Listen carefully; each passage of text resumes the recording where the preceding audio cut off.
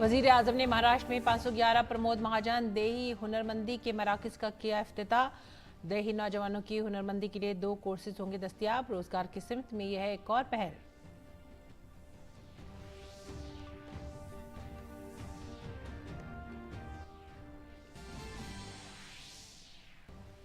छत्तीसगढ़ के जगदलपुर में अमित शाह की इंतखाबी रैली। भूपेश बघेल हुकूमत को बताया घपलों की हुकूमत। कहा वजीर आजम मोदी की क़यादत में गुज़िश्ता 9 सालों में कबायली इलाकों की हुई है मजहत तरक्की।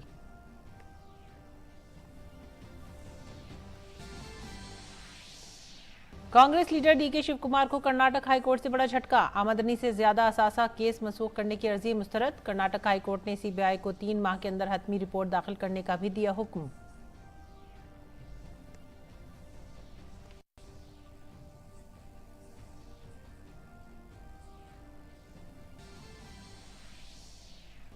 बरतानिया के वजीर आजम ऋषि सुनक पहुंचे इसराइल। वजीर आजम के हमरा इसराइली सदर से की मुलाकात। सुनक ने दहशतगर्दी के खिलाफ नेतन्याहू की हिमायत का किया इजहार।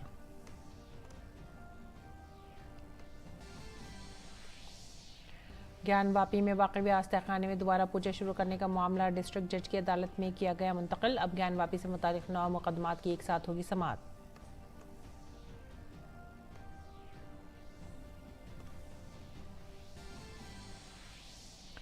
खेलों में आईसीसी वर्ल्ड कप में भारत और बांग्लादेश के दरमियान पुणे में मैच जारी। बांग्लादेश ने टॉस जीतकर पहले बैटिंग का किया फैसला। बांग्लादेश की टीम अच्छी शुरुआत के बाद लड़खड़ाई, फिर संभली।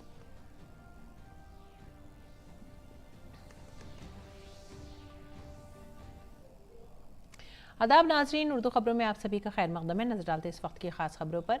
वजीर आजम नरेंद्र मोदी ने आज वीडियो कॉन्फ्रेंसिंग के जरिए महाराष्ट्र में 511 प्रमोद महाजन देही हुनरमंदी के फरोग के मराकज़ का किया इफ्तिताह। ये मराकज़ महाराष्ट्र के 34 देही अजला में कायम किए जा रहे हैं। देही हुनरमंदी के फरोग के मराकज़ देही नौजवानों को रोज़गार के मौक़े फराहम करने के लिए मुख्तलिफ शोबाजात में हुनरमंदी के तरबियती प्रोग्राम मुनक़्क़िद करेंगे। हर मरकज़ कम अज़ कम 2 पेशावराना कोर्सेज में तकरीबन 100 नौजवानों को तरबियत देगा। ये तरबियत सनती शराकतदारों और एजेंसियों की तरफ से फराहम की जा रही है जो नेशनल स्किल डेवलपमेंट कौंसिल के तहत शामिल हैं। इन मराकज़ के क़याम से मुताल्लिक़ा शोबे ज़्यादा काबिल और हुनरमंद अफरादी क़ुव्वत तैयार करने में नुमाया पेशरफ्त हासिल करेंगे।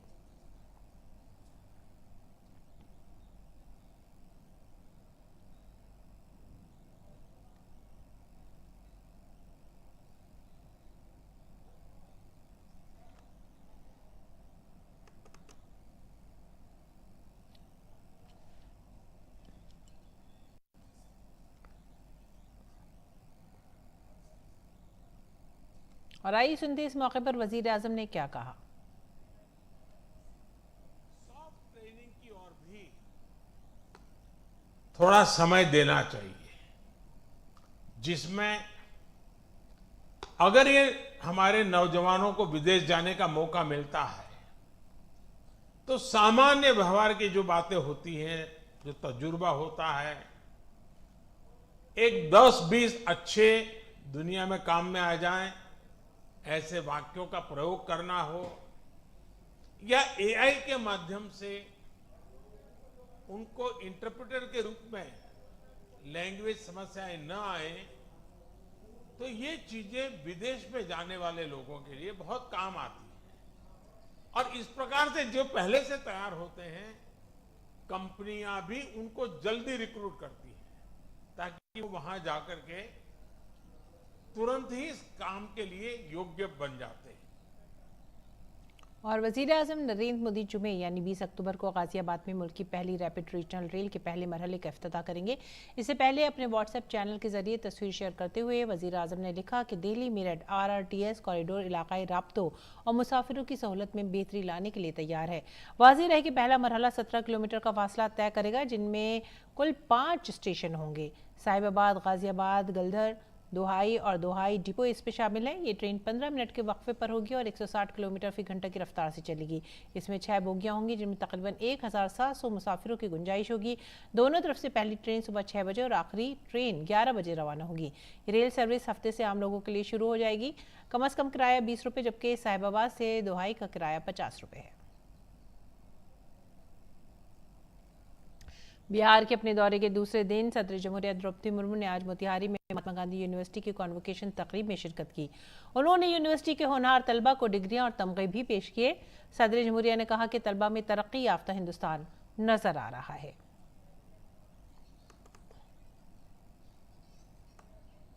मेरी आप सबसे यही अपेक्षा है कि बापू की शिक्षा के अनुसार आप सब मन से, वाणी से और कर्मों से सदैव सत्य पर आधारित आचरण करने के संकल्प लें।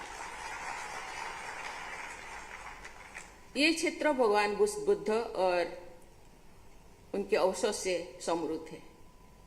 इस क्षेत्र में सम्राट अशोक के समय के स्तंभ मौजूद है। पश्चिमी चंपारण में सम्राट अशोक द्वारा स्थापित एक स्तंभ का सबसे ऊपर का हिस्सा यानी कैपिटल राष्ट्रपति भवन के दरबार हॉल में के प्रवेश द्वार में स्थापित किया गया है। ये विश्वविद्यालय अध्यापन अनुसंधान दोनों क्षेत्रों में अपनी प्रभावशाली उपस्थिति दर्ज कराए। महात्मा गांधी यूनिवर्सिटी की अहमियत को बयान करते हुए सदर जमहूरिया ने कहा कि इसी सरजमीन पर महात्मा गांधी की क़यादत में मसावात और इत्तेहाद का रास्ता अपनाकर मुल्क की फलाह और बहबूद के लिए एक नई शुरुआत की गई थी। इसीलिए यहाँ आने वाले तलबा को हमेशा महात्मा गांधी के नजरियात पर अमल करना चाहिए। आज से लगभग 106 वर्ष पहले चंपारण में गांधी जी के कहने पर लोगों ने सामाजिक समानता और एकता का रास्ता अपनाया और ब्रिटिश हुकूमत को झुकने पर मजबूर कर दिया। आज भी सामाजिक समानता और एकता का वही रास्ता देशवासियों को आधुनिक विकास के रास्ते पर आगे ले जाएगा और भारत एक विकसित देश के रूप में प्रतिष्ठित होगा। बीजेपी लीडर और मरकजी वजीर दाखिला अमित शाह ने छत्तीसगढ़ के जगदलपुर में परिवर्तन संकल्प महासभा से खिताब किया। कांग्रेस पर नक्सलिज्म को फरोग देने का इल्जाम लगाते हुए उन्होंने कहा कि जब तक कबायलियों की हिमजहत तरक्की नहीं होगी, नक्सलिज्म को खत्म करना नामुमकिन है। उन्होंने कहा कि जब कोई नक्सली मरता है तो वो भी हमारा कबायली भाई होता है। लिहाजा पीएम मोदी की हुकूमत ने हिमगिर तरक्की के जरिए कबायलियों को मरकजी धारे में शामिल करने का काम किया है, जिसका नतीजा यह है कि आज रियासत में पुरतशद्दुद माओ नवाज वाकयात में कमी आई है। मैं आज पूछना चाहता हूं भूपेश बघेल जी को कि भूपेश बाबू बताओ, आपकी सरकार थी केंद्र में 10 साल तक, यूपीए की सरकार थी, कितना रुपया देते थे? करोड़ों आदिवासियों के लिए सिर्फ 29,000 करोड़ होता था। आपने मोदी जी को प्रधानमंत्री बनाया, मोदी जी ने 29,000 करोड़ से बढ़ाकर 1,32,000 करोड़ रुपया आदिवासियों के लिए खर्च करने का काम। कांग्रेस के जमाने में 90 विद्यालय थे, सिर्फ 90। आज मोदी जी ने 90 से बढ़ाकर 740 तक जाने का काम नरेंद्र मोदी जी ने किया है। अमित शाह ने कहा कि आज मैं कांग्रेस से पूछना चाहता हूं कि उनकी हुकूमत इतने सालों में भी नक्सलिज्म पर काबू क्यों नहीं पा सकी, जबकि पीएम मोदी ने मरकज में रहने के बावजूद छत्तीसगढ़ को कभी नजरअंदाज नहीं किया और रियासत के हिमजहत तरक्की की हर स्कीम को यहां के लोगों को तक पहुंचाने की कोशिश की। मैं आज कांग्रेस पार्टी को कहना चाहता हूं, एक क्षेत्र ऐसा है हमारा बस्तर, जगदलपुर, अगर नक्सली हिंसा होती है, पुलिस भी मरती है तो हमारा आदिवासी मरता है, नक्सली मरता है तो भी आदिवासी मरता है, और नागरिक मरता है तो भी आदिवासी मरता है। उनको बचाना चाहिए। और मोदी जी ने ये 9 साल के अंदर रोड बनाए, रास्ते बनाए, घर में गैस के सिलेंडर दिए, शौचालय बनाए, एकलव्य स्कूल बनाए। और छत्तीसगढ़ के वजीर आला भूपेश बघेल की बदनवानी को आवाम के सामने बेनकाब करते हुए अमित शाह ने कहा कि पीएम मोदी ने आवाम को हिमजहत तरक्की दी है और अब यहां आवाम रियासत के वजीर आला से जानना चाहती है कि उन्होंने क्या किया। करप्शन में गाय के गोबर को भी नहीं बख्शा। इसका जवाब रियासत के अवाम आने वाले असेंबली इंतखाबात में देंगे। आपने क्या किया? शराब बेचने की दुकानें खोली और 2000 करोड़ का घोटाला किया। कोयले के ट्रांसपोर्टेशन में 540 करोड़ का घोटाला किया। गरीबों के अनाज के अंदर 5000 करोड़ का घोटाला किया। गोठान में 1300 करोड़ का घोटाला किया। मैंने तो बहुत घोटाले सुने भाई, मगर गाय के गोबर में 1300 करोड़ खा जाए ऐसा आदमी मैंने आज तक नहीं देखा। मरकजी वजीर जनाब जयकिशन रेड्डी ने कांग्रेस लीडर राहुल गांधी के ए टीम और बी टीम से मुताल्लिका बयान पर सख्त हमला किया है। जी किशन रेड्डी ने कहा कि कौन किसकी बी टीम है, मैं इस मौजू पर राहुल गांधी के साथ खुली बहस के लिए तैयार हूं। उन्होंने कहा कि बीआरएस पार्टी कांग्रेस की बी टीम है और कांग्रेस पार्टी बीआरएस की बी टीम है। इसके अलावा उन्होंने मजलिस पार्टी को दोनों जमातों की सी टीम करार दिया। उन्होंने कहा कि राहुल गांधी सियासत की तारीख और हकीकत को समझने की जरूरत है। कांग्रेस पार्टी का बी टीम है बीआरएस पार्टी, बीआरएस पार्टी का बी टीम है कांग्रेस पार्टी, दोनों का सी टीम है मजलिस पार्टी। ये तीन पार्टी को किसकी भी डालो इसका एक ही जगह जाते हैं। कौन किसका बी टीम है? राहुल गांधी। आपको दम है, आपको वास्तव मालूम है तो मैं इस विषय पर डिस्कशन लेने के लिए ओपन डिस्कशन लेके तैयार हूं। आप थोड़ा समझ लीजिए, आप हिस्ट्री समझ लीजिए, राजनीति समझ लीजिए, वास्तविकता बताइए। जो मुंह में आया, जो भी लिख के दिया वो बोलना। तेलंगाना का जनता बहुत चतुर है, तेलंगाना का जनता बहुत जागरूक है। आपका बात के ऊपर कोई वो मानने को तैयार नहीं है। राहुल गांधी तेलंगाना असेंबली इंतखाबात को लेकर मुसलसल इंतखाबी रैलियों से खिताब कर रहे हैं। उन्होंने बरसर इख्तिदार पार्टी भारत राष्ट्रीय समिति को हद तनकीद बनाया। इंतखाबी रैली के दौरान राहुल गांधी ने केसीआर, AIMIM और बीजेपी को भी निशाना बनाया और तीनों को एक जैसा करार दिया। राहुल गांधी ने कहा कि तेलंगाना में इंतखाबी मुकाबला सिर्फ बीआरएस और कांग्रेस के दरमियान ही हो रहा है। कांग्रेस लीडर ने बीआरएस और बीजेपी पर साथ मिलकर काम करने की भी बात कही। ये मत सोचिए कि बीआरएस अकेली है। बीआरएस, बीजेपी और MIM तीनों एक साथ मिले हुए हैं। और मिजोरम असेंबली इंतखाबात के लिए आम आदमी पार्टी ने 4 उम्मीदवारों की पहली फहरिस्त जारी कर दी है।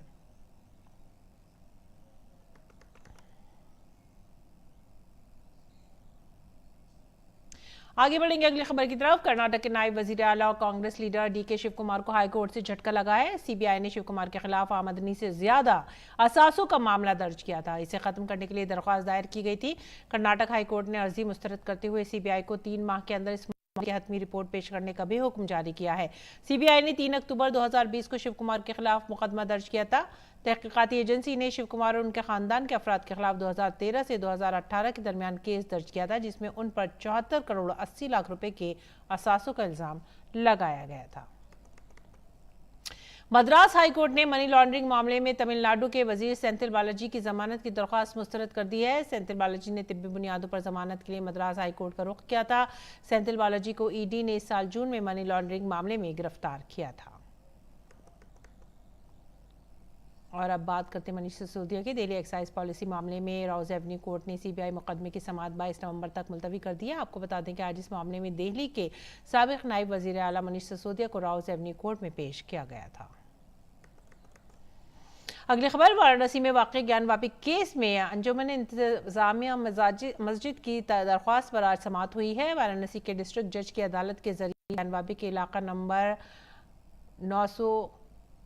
130 में वाक़े व्यास जी का तहखाना, जिसे जिला मजिस्ट्रेट वाराणसी की निगरानी में सौंप कर पूजा करने की इजाज़त देने की दरख्वास्त को सिविल जज सीनियर डिवीज़न की अदालत से जिला जज की अदालत में मुंतकिल करने का हुक्म आज आया है। अब ज्ञानवापी केस से मुतालिक 9 मुकदमात को एक साथ जमा कर लिया गया है।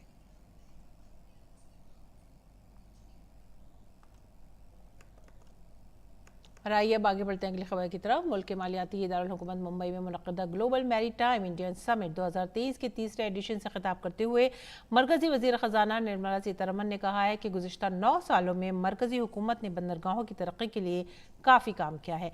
आलमी बैंक की 2023 लॉजिस्टिक परफॉर्मेंस इंडेक्स रिपोर्ट का हवाला देते हुए वज़ीर ख़जाना ने कहा कि आज हिंदुस्तानी बंदरगाहों का टर्न अराउंड टाइम दूसरे ममालिक के मुकाबले में बहुत कम हो गया है।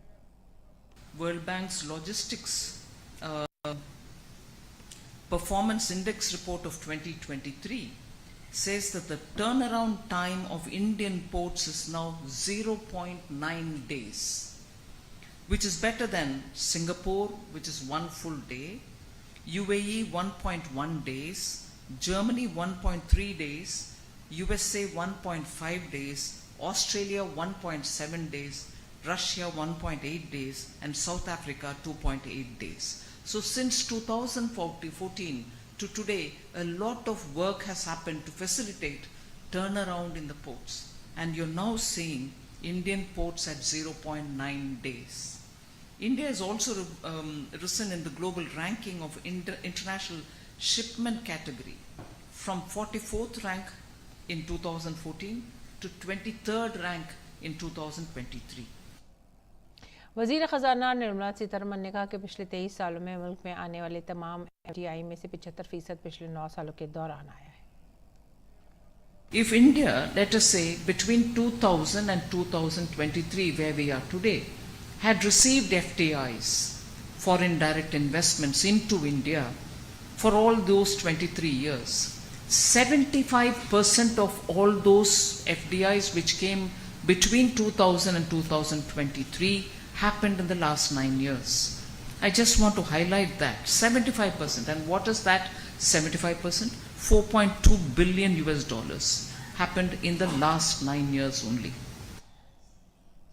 और IT हार्डवेयर इंपोर्ट पॉलिसी में दरामद के अमल को मुकम्मल तौर पर ऑनलाइन कर दिया गया है, जिसमें बहुत सी चीज़ों पर इजाज़त की ज़रूरत नहीं होगी। जिन चीज़ों के लिए इजाज़त ज़रूरी है उन्हें पॉलिसी में वाज़ेह तौर पर पेश किया गया है। इस पॉलिसी के तहत एक पोर्टल के ज़रिए एंड-टू-एंड ऑनलाइन सिस्टम को फ़रोग़ दिया गया है। MEITY के सेक्रेटरी एस कृष्णन ने आज नई दिल्ली मीडिया को मालूमात देते हुए कहा कि IT दरामदात को ऑनलाइन करते वक्त सार्फिन के तहफ़्फ़ुज़ का पूरा ख्याल रखा गया है और अगर दरामद में कोई खामी या गैर अमली पहलू सामने आता है तो इसके लिए फौरी कार्रवाई की पॉलिसी भी शामिल की गई है।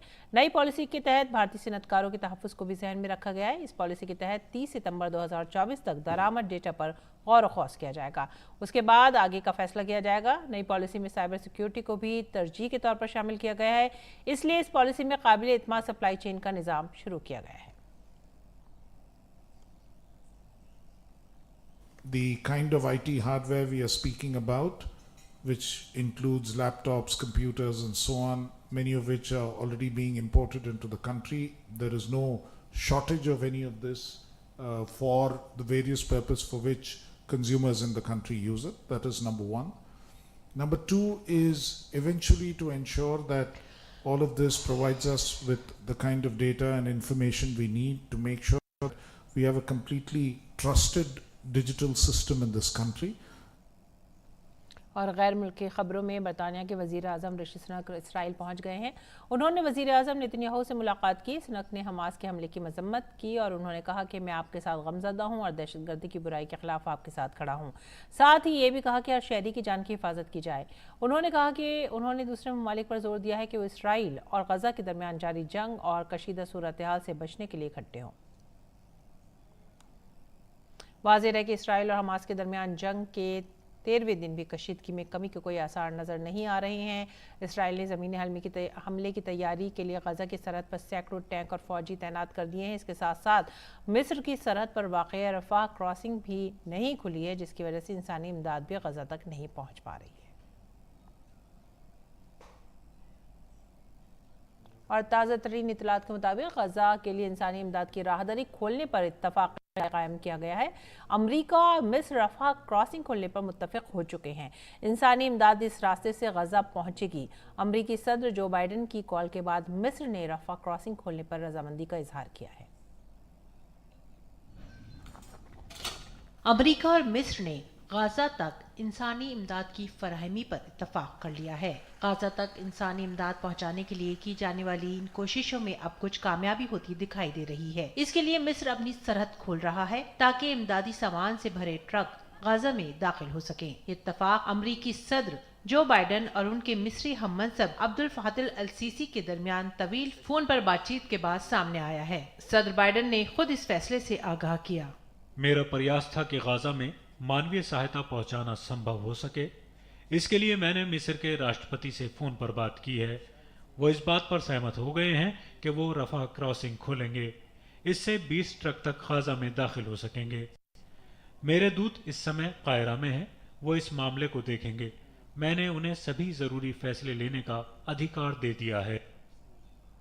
रफा क्रॉसिंग के खुलने का इंतजार न सिर्फ गजा के अवाम बल्कि उन तमाम ममालिक और तंजीमों को भी है जो तनाज़ा से मुतासरा इलाकों को इमदाद फराहम करना चाहते थे।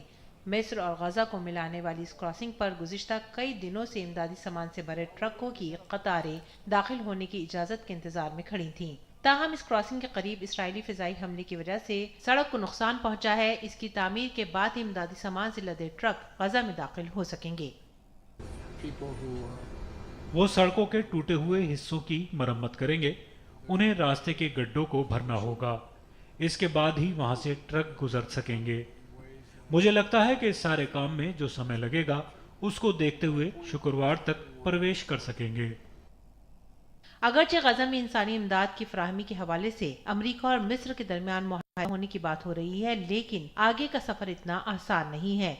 इसराइल के वजीर आजम के दफ्तर ने वाज़ेह किया है कि वो हमास के हाथों यरगमाल बनाए गए अपने लोगों की रिहाई तक अपनी सरजमीन से गाजा तक कोई मदद नहीं पहुंचने देगा। इसराइल ने यह भी मुतालबा किया है कि उसके पकड़े गए शहरियों को रेड क्रॉस के एहलकारों से मिलने की इजाजत दी जाए। ताहम इसराइल का कहना है कि वो अमरीकी सदर बाइडेन की दरख्वास्त पर मिस्र के रास्ते गाजा पहुंचने वाले इमदादी सामान को नहीं रोकेगा। इसराइल ने इसके लिए कई शराइत भी आयद की हैं। इस तरह के मवाद में सिर्फ खुराक, पानी और दवाइयाँ ही होनी चाहिए। इसराइल की ये भी शर्त है कि ये सामान सिर्फ उन शहरियों को दस्तयाब होना चाहिए जो या तो जुनूबी गजा में रहते हैं या फिर वहाँ भेजे गए हैं। नेज़ ये सप्लाई हमास तक नहीं पहुँचनी चाहिए। हमास तक रसद पहुँचाने की किसी भी कोशिश को रोक दिया जाएगा। बंदियों के संबंध में मैंने राष्ट्रपति बाइडेन को 3 बातें स्पष्ट की। पहला, मैंने अपने बंदियों की वापसी की मांग की और हम हर संभव तरीके से उनकी वापसी के लिए मिलकर काम कर रहे हैं। दूसरा, उनकी वापसी तक हम अपने बंदियों के लिए रेड क्रॉस विजिट की मांग कर रहे हैं। तीसरा, हम अपने क्षेत्र से गाजा पट्टी तक भोजन और दवाओं के रूप में मानवीय सहायता की अनुमति नहीं देंगे। अमेरिका ने भी गजा को इंसानी मदद फराहम करने का नया ऐलान किया है। सदर जो बाइडेन ने गजा और मगरबी किनारे के लिए $100 मिलियन फराहम करने का वादा किया है। I am also announcing $100 million in new U.S. funding for humanitarian assistance in both Gaza and the West Bank. This money will support more than 1 million displaced and conflict-affected Palestinians, including emergency needs in Gaza. बैनुल-अक़वामी तंजीमें और मकामी हुक्काम गजा में इंसानी इमदाद की जरूरत के बारे में खबरदार करते रहते हैं। सूरत हाल को देखते हुए कई ममालिक इमदादी सामान भेज रहे हैं, लेकिन ये मिस्र में अभी तक फंसा हुआ है। वेनेजुएला की तरफ से भेजा गया 30 टन इमदादी सामान भी मिस्र में ही रखा है। वेनेजुएला के सदर ने फिलिस्तीनी अथॉरिटी के सरबराह महमूद अब्बास से फोन पर बातचीत की है। उसके बाद उसने 30 टन इंसानी इमदाद भेजी है। इससे कबल यूरोपीय यूनियन ने गजा तक इंसानी इमदाद की फराहमी के लिए मिस्र के लिए फिजाई राहदारी बनाने का भी ऐलान किया था। दूसरी जानिब रेड क्रॉस भी इमदाद फराहम करने की कोशिश कर रहा है। तंजीम मुतालबा कर रही है कि उसकी टीम को गजा में दाखिल होने के लिए एक महफूज इंसानी राहदारी फराहम की जाए ताकि उनकी सर्जिकल टीम और तकरीबन 60 टन तिब्बी सामान ले जाने वाले ट्रक वहां पर पहुंच सकें। चुनौतियां आने वाली हैं। पहला तो यही कि हम गाजा में प्रवेश कर पाएं। यही अपने आप में किसी चुनौती से कम नहीं होगा। फिर वहाँ का स्वास्थ्य ढांचा ध्वस्त हो चुका है। वहाँ ईंधन, पानी और खाना नहीं है। इससे काम और मुश्किल होगा। फिर गाजा में एक जगह से दूसरी जगह जाने में सुरक्षा खतरे भी होंगे। ये काबिल जिक्र है कि रफा क्रॉसिंग गाजा से सबसे जुनूबी एग्जिट पोस्ट है और ये मिस्र की जजीरा नुमा सिनाई के साथ सरहद पर है। हमास के दहशतगर्दाना हमले के बाद इसराइल ने गजा की नाकाबंदी कर दी है। उसके बाद ये इंसानी इमदाद के लिए वाहिद क्रॉसिंग पोस्ट है। इसराइल से अमृतपाल की रिपोर्ट, DD न्यूज़। और आइए रुख करते हैं खेल के मैदान का। भारतीय क्रिकेट टीम आलमी कप 2023 में अपनी चौथी जीत के इरादे से मैदान पर है। टूर्नामेंट में अपने चौथे मुकाबले में भारत का मुकाबला बांग्लादेश से जारी है। बांग्लादेश ने टॉस जीतकर पहले बल्लेबाजी करने का फैसला किया है। बांग्लादेश ने अब तक 7 विकेट पर 248 रन बनाए हैं। बांग्लादेश की शुरुआत काफी अच्छी रही है। वाज़ेह रहे कि मेजबान भारत आलमी कप में जीत के रथ पर सवार है। अपने पहले मैच में भारत ने ऑस्ट्रेलिया को 6 विकेट से शिकस्त दी थी। उसके बाद अफगानिस्तान को 8 विकेट से और पाकिस्तान को 7 विकेट से शिकस्त दी। बांग्लादेश के नाम एक जीत रही। ऐसे में भारत और बांग्लादेश के दरमियान दिलचस्प मुकाबला देखने को मिल सकता है। और इसी के साथ ही आप हमारी पूरी टीम को दीजिए इजाजत। आदाब।